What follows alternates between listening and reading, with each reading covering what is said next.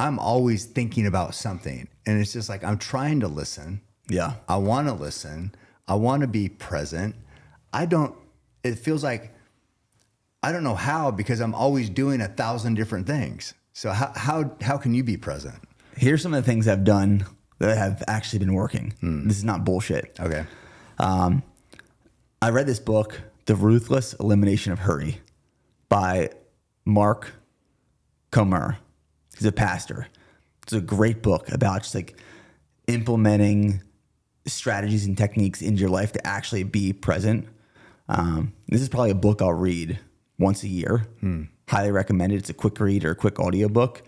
The Ruthless Elimination of Hurry. The second book I read, I forget what the title is, but it's about boundaries and setting boundaries. And I've just started setting more boundaries in my life. Like, I used to be super accessible all the time to anyone in the business, friends, family. If someone texted me, I had to text them right back. If someone emailed me, I had to email them right back. So I've just started saying no to more things and setting boundaries of, clear example. My friends hit me up a few weeks ago to go to a bachelor party. And it's like, it just didn't fit my schedule. And to be honest, I didn't want to go. Right. So I just said, no, I'm not going. So just saying no to more things has helped out tremendously.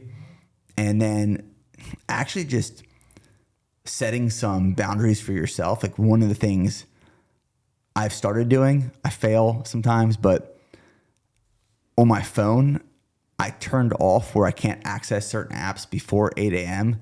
and after 5 p.m.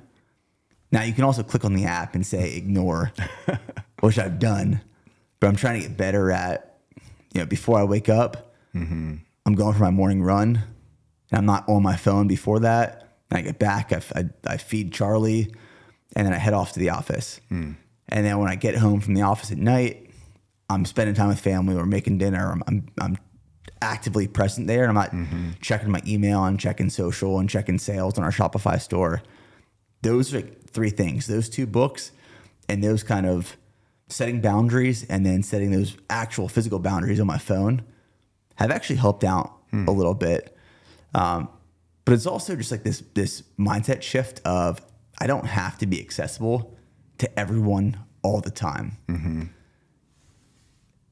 And through that, I can now start when my daughter was born, my priorities shifted pretty quickly. Yeah.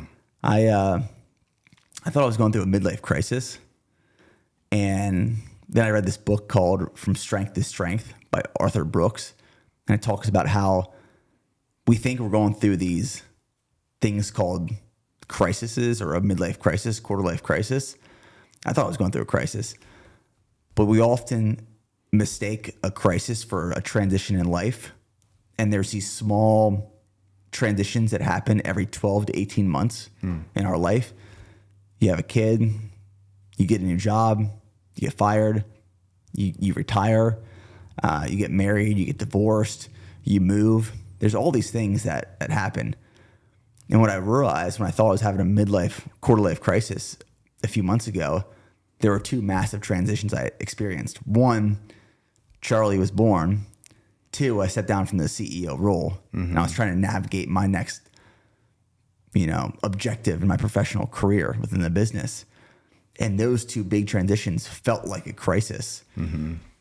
So those are just some of the things that I've personally implemented and experienced.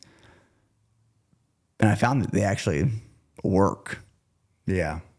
Yeah, that's good advice, because I think I hear people, like I said, say that all the time and can't really quantify what it is like you did right there. I mean, and again, it's like, what I've picked up from you is you're very thoughtful, very strategic. And I mean, I have no doubt you're going to be successful in mapping out whatever your future is and being successful at that too.